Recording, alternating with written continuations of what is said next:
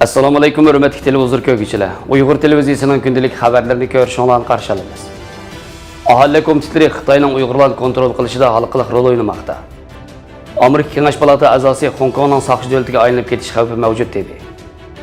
Ozarbayjon davlat mustaqilligini tabrikladi. Turkiya Yəmən xalqiga insonpərvərlik yordami berdi. Tövəndə dehqonlar xabarlarimizning tafsili mazmunlarida bo'lsin. Sharq Turkistonning hozirgi vaziyatida har qanday bir kishining uy elish, to'y to'kin va nazarchiroq o'tkazish, sayohatga chiqish, mehmonlarning bordi keldisi, ko'chman aholining uy ijara elishi, bolasini maktabga berishga o'xshash turmushdagi normal ishlarning hammasida aholi komitetidan ijozat elish shart ekanligi ma'lum bo'lmoqda. Asos qatlamdagi eng kichik ma'muriy organ hisoblangan mahalla komitetining vazifasi o'zining boshqarish doirasidagi aholilarni majburiy bayroq chiqarishga tashkillash va uning kapolatlik qilish qatorliq bir yurish muqimlik tadbirlarini ijro qilmoqda ekan.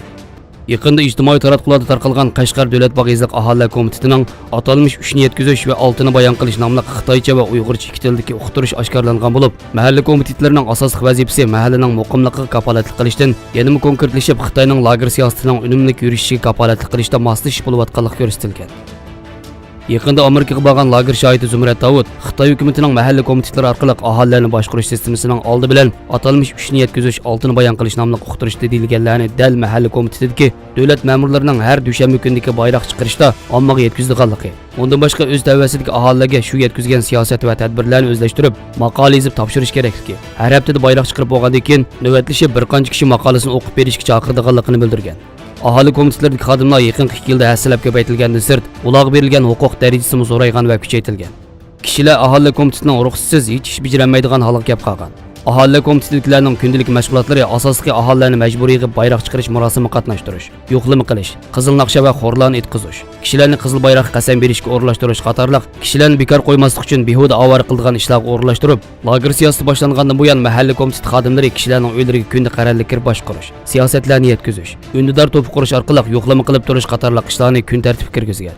Ular shaxslarning ish harakatlarini kuzatib turish, o'ltiroq binoning kirish eshiklariga yuz tonish sistemasi o'rnatib, har bir oila kirib chiqayotganlarni tekshirish, uylarga 2 kodliq tekshirish sistemi o'rnatish, nomer qo'yish jadvali bo'yicha boshqarishga o'xshash inchik qatlam boshqarish sistemasi barpo qilgan ekan.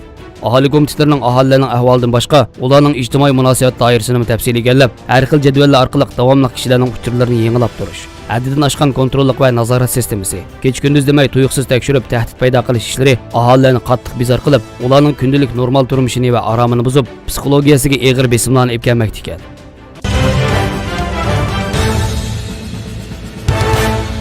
G'arb matbuotlarining xabarida ilgari surilishicha, 16 oktyabr Amerika Kengash palatasida ovoz qo'yilmoqchi bo'lgan Hong Kongning kishilik huquq va demokratiyasi qonun loyihasini qo'llash uchun 100 mingdan ortiq Hong Kongliklar Amerika bayrog'ini egiz ko'tarib, yana bir qatam cho'ng namoyish olib borgan va saqchilar bilan namoyishchilar orasida do'qinish yuz berib, 11 kishi qo'lga olingan va 20 dan ortiq kishi yaralangan. Hong Kongga ziyorat uchun borgan Amerika Kengash palatasining a'zosi Holly Mitchell Hong Kong namoyishchilari bilan bo'lgan uchrashishdan keyin Hong Kong vaziyatining intayin xatarlik ekanligini, Hong Kongning soqchi davlatiga aylanib ketish xatarining mavjudligini, bir davlatda ikki xil tuzum xavfga yo'liqayotganligini bildirgan. Holly Mitchellning 14 oktyabr Hong Kong qonun turg'izish komitetining oldida so'zlagan sin ko'rinishlik so'zlari kishilarning texnik kuchli diqqatini jalb qilib, Xitoyni bearam qilgan. O so'zida, "Mening sizlarga demoqchi bo'lganim, butun dunyoning diqqati Hong Kongda bo'lmoqda. Barliq hur xalqlarning hammasi sizlar bilan bir safda turmoqda. Men bir yurtning taqdirining bir avlod kishilarning jang e'lon qilishi bilan belgilanganligini tushunib yetdim. 50 yil ilgari Berlinda, bugun Hong Kongda shundoq bo'lmoqda. Mana bu butun dunyodagi hur xalqlarning nima uchun sizlarning ko'rishinglarga, sizlarning eng aqalli erkinlikni qo'lga keltirish yo'lidagi ko'rishinglarga ko'ngil bo'lishidek sababdir" degan.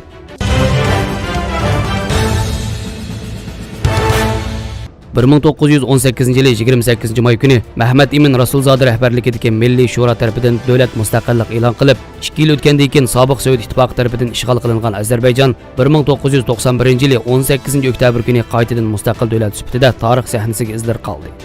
Ozarbayjon xalqi uda 70 yil sobiq Sovet ittifoqi hokimiyati ostida yashagan bo'lsa-mu, Sharqning tunji demokratik jumhuriyati sifatida qabul qilingan Ozarbayjonning irq, din, mazhab va jinsiyat ayirmasdan barliq fuqarolarga barobarlik huquqi bergan bir davlat ekanligini hech qachon unutib qolmadi.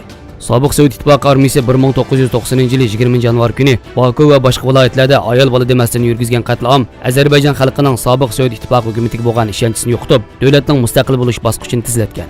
O'z vaqtidagi parlament o'rnidagi Ozarbayjon Oliy Kengashi 1991 yili 30 avgust kuni mustaqillik e'lon qilinishiga aloqador bayonotnomani ma'qullagan.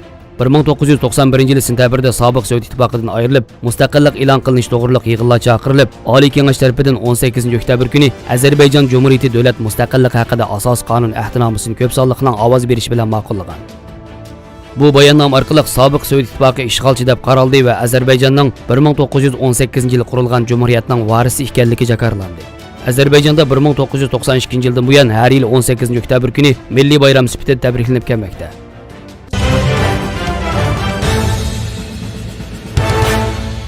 Türkiye Qizlar Cemiyeti Yemen'nin şarkıdaki Maghrib şehrida ishki ko'chmanlarga 900 yeshik yemak-ichmak buyumlari taqdim berdi. Türkiye Qizlar Cemiyeti Yemen hayatining mas'uli Mustafa Aydın, Yemen Qizlar Cemiyeti bilan Moskvada Maghrib shahrida insonparvarlik yordam buyumlariga muhtoj ishki ko'chman oilalarga 900 yeshik yemak-ichmak buyumlarini taqdim berganliklarini, bu yordamlarning yaqinda Yemenning boshqa shaharlaridagi muhtojlarga tarqatib berilgan 5000 yeshiklik yemak-ichmak buyumlarining bir qismi ekanligini ta'kidladi. Uzundan buyon siyosiy muqimsizlik hukm surayotgan Yemenda Hosiylar bilan hukumatga qarashli kuchlar o'tirsida to'qinishlar yuz berib, Hosiylar 2014 yil sentabrdan buyon poytaxt San'a va ba'zi rayonlarni kontrol qilsa, Saudiya Arabiston boshchiligidagi ittifoqdosh kuchlar 2015 yil martdan buyon Hosiylarga qarshi Yemen hukumatiga yordam bermoqda. Ocharchilik, xolera, to'qinish va havo hujumlari sababidan fuqarolar og'ir bedellarni to'layotgan Yemen ichinishlik insoniy tragediyaga sahna bo'lmoqda. Xabarlarimizni ko'rganinglarga rahmat. Ko'rishguncha omon bo'linglar. Xayr xo'sh. Allohga omonat.